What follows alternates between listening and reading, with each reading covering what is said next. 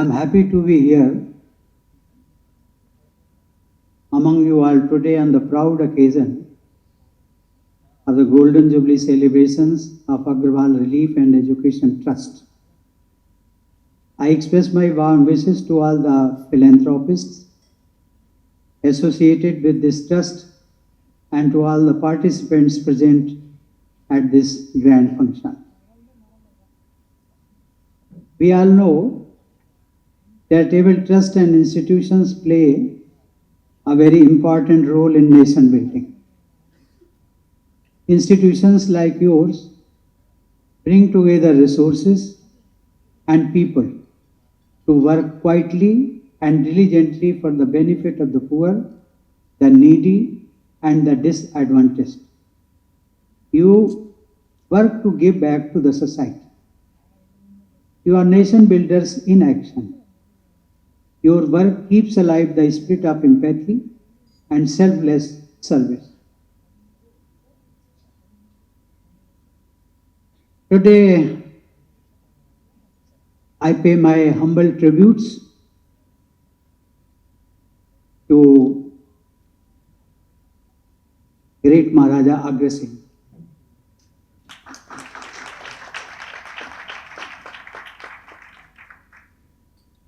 I am told that his legacy is being strictly followed. I am also told that Agarwal Relief and Education Trust was started way back in 1974. And the first school, Agarwal Vidyalaya, was opened in the year 1980. Thereafter, this trust went on to start Jai Govind, Hari Govind Agrasen College in the year 2000. And later, another school, Daya Sadan Agarwal Vidyalaya, in collaboration with the Daya Sadan Children Town Trust. Ladies and gentlemen, your work reminds me of the principles established by the great Maharaja Agarwal. Once I thought I need not repeat this story, but still I think to emphasize it more and more, I would like to share with you the same details which were depicted here also. Maharaja Agarwal, we are told that he created a system in his kingdom to ensure equality, prosperity and mutual affection among all the people of his kingdom. Maharaja Agarwal used to give a gold coin and a brick to any person wishing to settle in his kingdom. This symbolic gesture was also to be followed by all the other residents of the city. The support from all the residents of the city enabled the newcomer to build a home without spending anything. The gold coin enabled the newcomer to start a business and earn a livelihood. As a result, in his kingdom, no one was homeless or without a source of livelihood in his kingdom. This is the first example in the history, we can say human history, of a welfare state based on equality and fraternity. I congratulate each and every member associated with Agarwal Relief and Education Trust for continuing the legacy of Maharaja Agarwal. Ladies and gentlemen, I am happy that your institution has chosen education as the means to serve the society. Education is something that has always been close to my heart. It is perhaps the greatest gift one can give to another person. I have witnessed and experienced the transformative power of education firsthand. My life has taught me that education is one of the best tools to overcome challenges. I began my life's journey in difficult material circumstances. My village only had a primary school. For secondary education, I had to walk, often run, barefoot for 6 kilometers to another village. Sometimes it was very hot and the earth below my feet was scorching. The struggle was a lesson in itself. I like to believe that it gave me the determination and resilience to move ahead in life. My journey instilled in me a deep belief in the power of education to uplift individuals and communities. Ladies and gentlemen, in the past few decades, we have made great strides in spreading literacy. Now we must expand the frontiers of education and knowledge. Our aspiration must be to upgrade our education system and make it relevant to 21st century realities of the digital economy, genomics, robotics, and automation. Today, I am told 24% of our population is below the age of 14. Around half of our fellow citizens are still below the age of 25. It is in them that our hopes for the future lie. Ladies and gentlemen, a confident and forward-looking nation is built by confident and forward-looking youth. An innovative nation is built by innovative youth. This must be our obsessive goal. Our schooling system has to encourage our children to think, and to tinker, not just to muck up, memorize, and reproduce. We need to have a system where young talent looks up and asks questions rather than looks down and nods. Ladies and gentlemen, this will not be possible without adopting new learning approaches. We will need to include interactive, hands-on, and experiential learning approaches for better learning outcomes. Digital technology can be immensely helpful in enhancing learning outcomes by providing interactive simulations, multimedia resources, and educational apps that engage students. Online platforms facilitate personalized, self-paced learning experiences tailored to individual needs and preferences.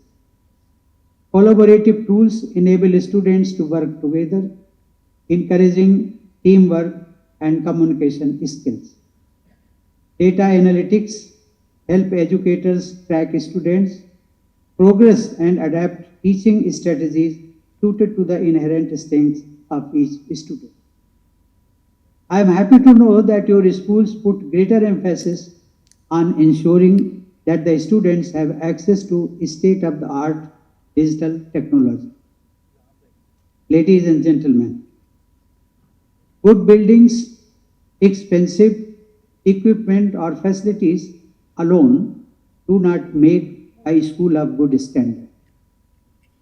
Rather, it is the dedication and integrity of its teachers that prove to be decisive in the making of a good school. Our teachers play a very important role in making our children productive members of our society. Whenever the famous center of education in the ancient world, take the case of Takshashila University, is mentioned, we first and foremost remember Acharya Vishnu Gupta or Acharya Chanakya, who was first a student there and later became the vice chancellor there. Ladies and gentlemen, teachers are the true architects of a nation's future. They establish the solid ground of character building in our sons and daughters and make them cognizant citizens. The real success of a teacher is to mold a student into a good human being. A good human being is a person who thinks logically, positively, and works hard with courage, compassion, and prudence. A good human being embodies creativity, scientific temper, and sound moral values and strives for a just, inclusive, and equitable society. A good human being is the backbone of the society. Only a good human being can truly become a good father, a good mother, a good friend, a good businessman, or a good professional in whichever profession he or she chooses to take up. The main thing is to be a good human being. Ladies and gentlemen, I appreciate the efforts of ARET towards inclusivity in your schools. I am told that 50 especially abled children are enrolled in Agarwal Vidyalaya. This is commendable. This will foster understanding and compassion between students, prepare the students to strive for diversity, accessibility, and inclusion in the workplace, and promote acceptance of differences among students.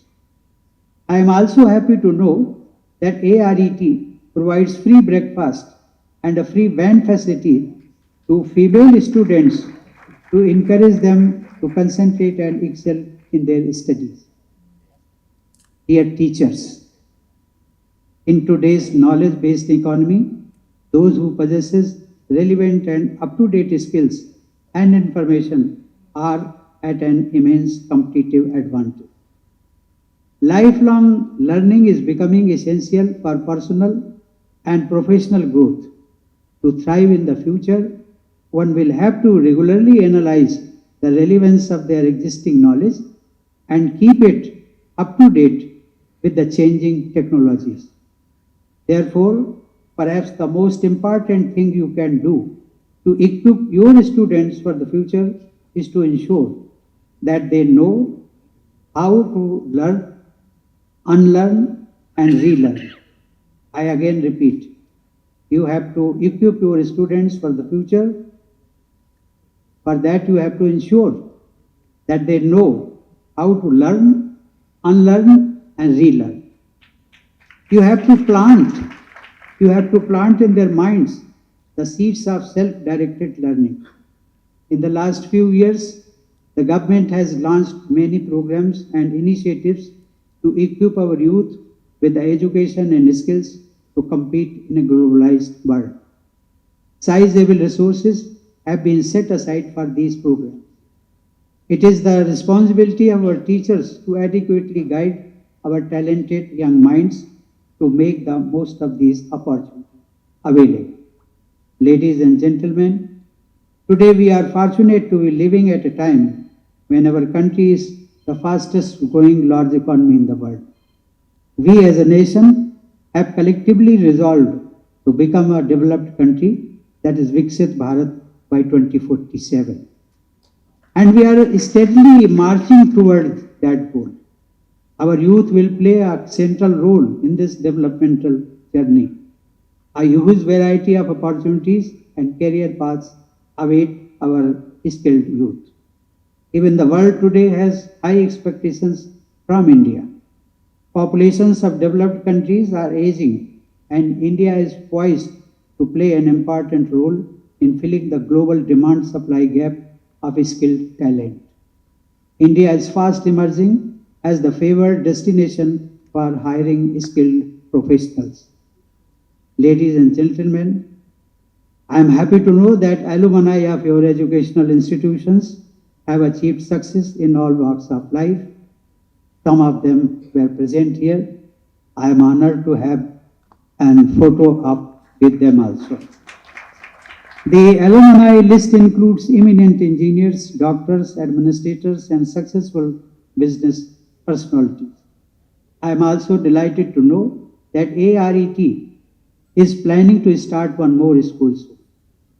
I am sure, is it correct? Oh, good. Because there was no clapping, so I thought I am mistaken. I am sure the students at the educational institutes of the Trust will continue to make great contributions to the development of the nation in various fields. I hope all the students here will use their education to improve the society and the country. I wish all the students a very happy and bright future. I once again congratulate your trust on achieving this proud Golden Jubilee milestone. I urge all the members to use this occasion to channel new energy and strength into your commitment to give back to the society. Thank you. Jai Hind. My throat is not in such a bad condition. Difficult for me to raise my voice and talk. That is always my style of talking. So I will try to be moderate in my voice and also views. You know, this community is a very important community in India. It has pioneered entrepreneurship in a manner unprecedented in the history of any community anywhere in the world. When I went to the Subhash Chandra, the chairman of the ZTV, took me to Maharaja Agarsen's place called Agarwal, where I saw Maharaja being seated on the throne. Then he related the whole history of the Maharaja.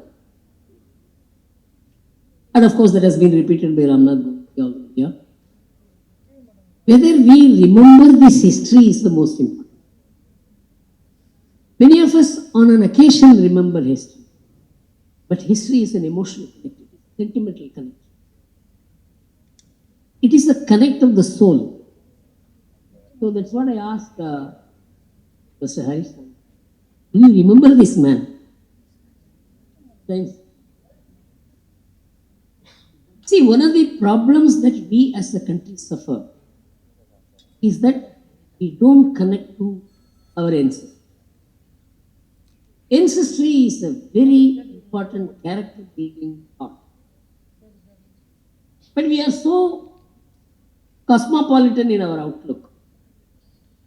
We think that to recollect somebody in a community setup, cultural setup, is something which the larger approach will not accept. That's not correct.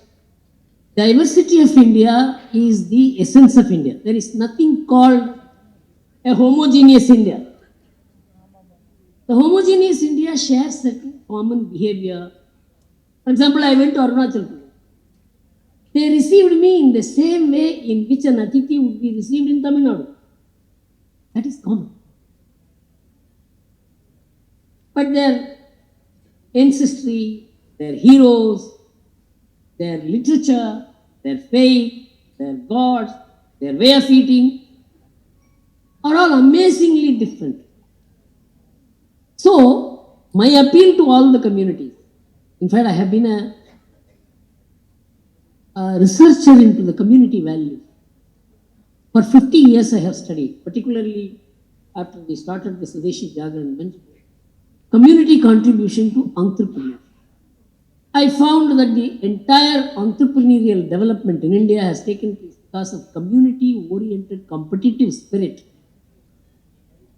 And I lectured for 4 years in IIT Bombay, the management. In fact, I found all the management graduates seeking jobs, but they get employed by people who are developed as entrepreneurs by communities. For example, you take Tirupur, which is the knitwear capital of the world. 68% of the entrepreneurs are educated less than school final. Only 7% are graduates. They employ MBAs, they employ chartered accountants, they employ lawyers, they employ engineers. So I told the Bombay management, Shailendra Mehta Management Institute, in which I taught for 4 years, that you guys are supposed to provide jobs, but you are seeking jobs. And in fact, I even castigated them for attending campuses, for securing jobs. In fact, to my credit, I could say, those who attended campus interview came down drastically and many of them turned entrepreneurs. The entrepreneurial training institute in India are only the communities. But I asked Ashok Kedia, how many Agarwal families are there? I think maybe about 3,000. Then almost all of them are in business, are professionals. Why? because they represent the entrepreneurial spirit. And they must be employing thousands of people. So first I would like to appreciate this community for sustaining the entrepreneur. Because my first association with an Agarwal was Nath Kovind. Was probably one of the tallest Agarwals, and I became his advisor when I was 27 and he was 72. You can understand the kind of sorry, I didn't note you. So I could understand, though I was his advisor, what I learnt from him, I could not have learnt from a university. You know, the kind of experiences that are turned into juice form and served by elders in those communities. One sentence could alter my life. I became very popular when I was arrested in 1987 on a forged letter by Rajiv Gandhi because I carried on a campaign against corruption. So I became very popular. I did nothing to become popular. Somebody's foolishness made me a popular man. But I didn't know how to manage the popularity. So I asked Goenka, I have become suddenly popular. My own family looks at me like this. I feel very small. My friends are distanced from me. Goenka told me, Guru, this is the biggest challenge of your life. You can conceal your wealth, but you can't conceal your popularity. I said, I know it. That's the problem. You tell me what is the solution. He gave me 3 lines. 2 lines from Mahatma Gandhi.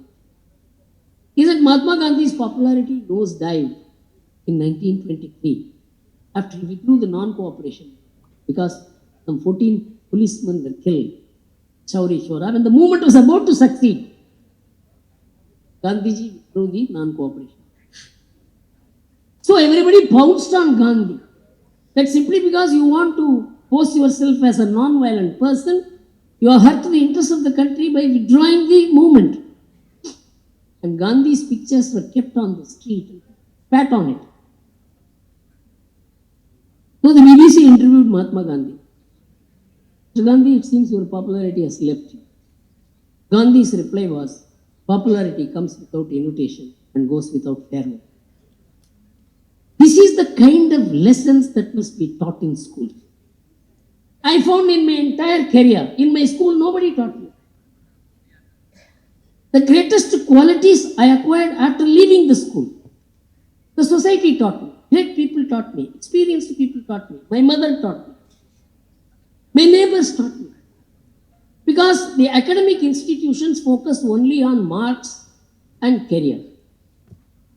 I think as educationists, and you are all because you are involved in education, deliberating education, and this function itself is to, in a way, project how you are serving the cause of it. 2 things I will add here because there is an effort which took. I think Anil Kicha is here. Is he here? Oh, he is here.